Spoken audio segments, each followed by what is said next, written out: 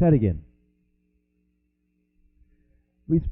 I've been speaking about the Civil Rights Act of 1866, which was codified into the United States Constitution in the form of the 14th Amendment. And we've been speaking about how that all came about and how powerful that is and what it means to us. But there was several other Civil Rights Acts that were passed since that time, but none of them was codified into the Constitution as the Civil Rights Act of 1866, which is therefore the granddaddy of all other civil rights laws that followed.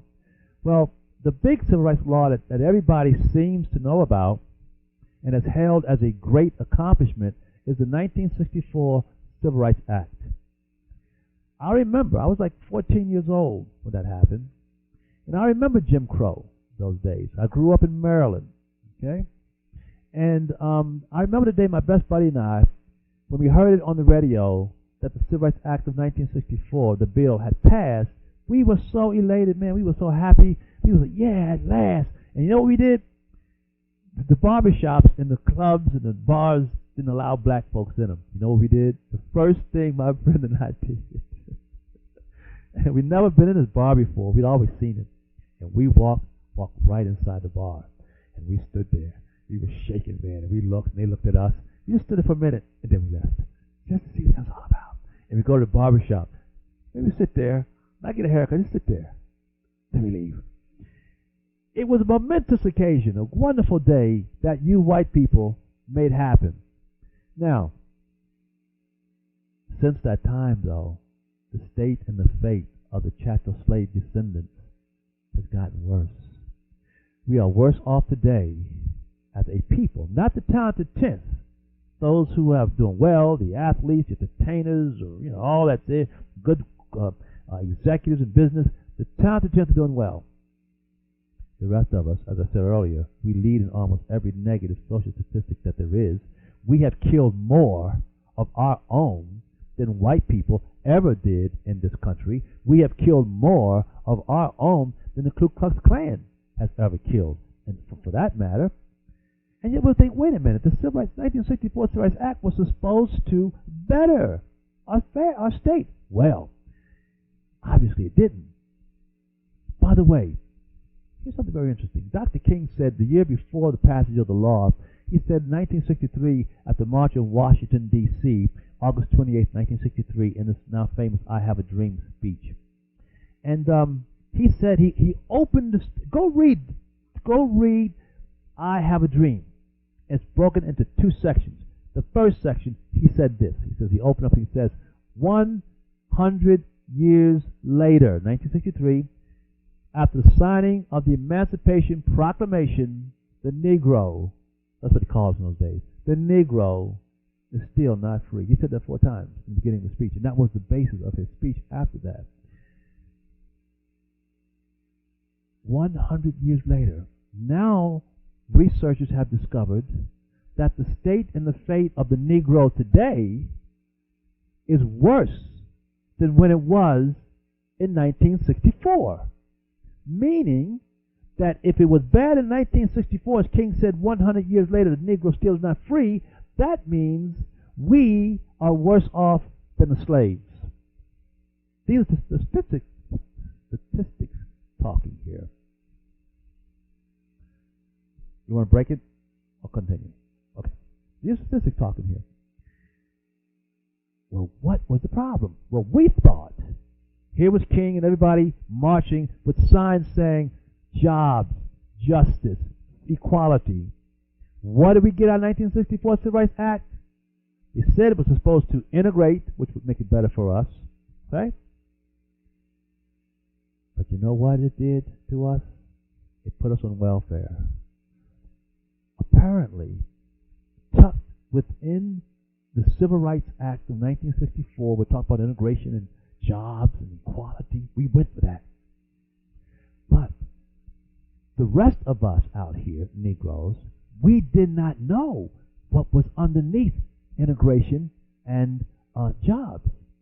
What was there was a whole government socialist program, welfare, child daycare. They gave us teen centers, all jobs for the government.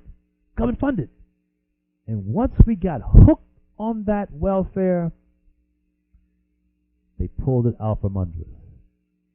That led to a lot of internal problems that I think we should talk about in another segment. But I want you to know all that the Civil Rights Act really did of 1964 was denuded, that's the word, neutered us black folks. It put us in a state of complete dependency on the federal government. And you know what? The Democrats have been ruling over black folks ever since 1964. And Lyndon Johnson said that he'll have these niggers voting for the Democrats for the next 100 years. That's what they've done to us. And the Republicans stood there. The conservatives stood there and let this happen. This is why Arizona Senator Barry Goldwater was rejected, because he saw beyond the integration. He saw beyond the promise of jobs and saw the socialist welfare appeal that was going to destroy this people and consequently, through this people, destroy the nation. That's what the 1964 Act did. And Dr. Martin Luther King, as much as I love him and respect him and hope to be as courageous as he was, he and his leaders, the NAACP and all the rest of them, stood there. And they let that law go through, knowing that if you give people things, instead of them earning it, they will not appreciate it and they will lose it. And that's exactly what has happened. You can't say black people are lazy. They don't say black folks are lazy, just want to be on welfare. Not true. We were slaves. We know what it means to work hard. We never asked for welfare and socialist programs. We expected jobs. We expected gainful employment and an opportunity to participate in the American dream, as is enjoyed by white citizens. But our African American leaders stood there and let this stuff go. And you know what some people told me when I brought this up to some black folks, and they pointed this out to me. They said, you know what, Ted, but you can't blame King and them all the way. I said, why not? It happened on their watch. He said, because King and them, if they would have brought up, for example, the 1965, the Civil Rights Reform Act came. Had they brought that up and said, hey, you can't do that, 'cause that's going to hurt black people, then they would say, well, we just gave you civil rights, and you're supposed to appreciate that. And so they kept their mouths shut. And consequently, look at what the outcome is 1 generation later. And this is the real hurt. This is the real rub, folks. All these foreign entities come into this country, and they're taking advantage of the situation.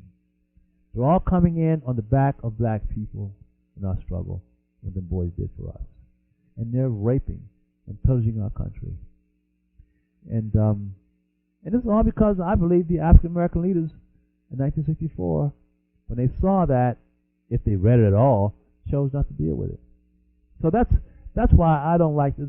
I don't like the 1964 Civil Rights Act. And I'm going to say something very controversial here. I grew up believing in integration and participated in that movement because that's what my parents were about, what we were taught. But now as I look back on that, the way the integration came about in this country, I think was wrong. It was forced. It should not have been forced. It should have been allowed to take its natural course, as Booker T. Washington tried to explain to us 100 years ago, but we didn't want to hear that. We wanted to hear Webb Du Bois instead. And now, because of integration, the black people have gone backwards. In many neighborhoods, particularly in L.A., there's no longer a black community. It's been totally destroyed.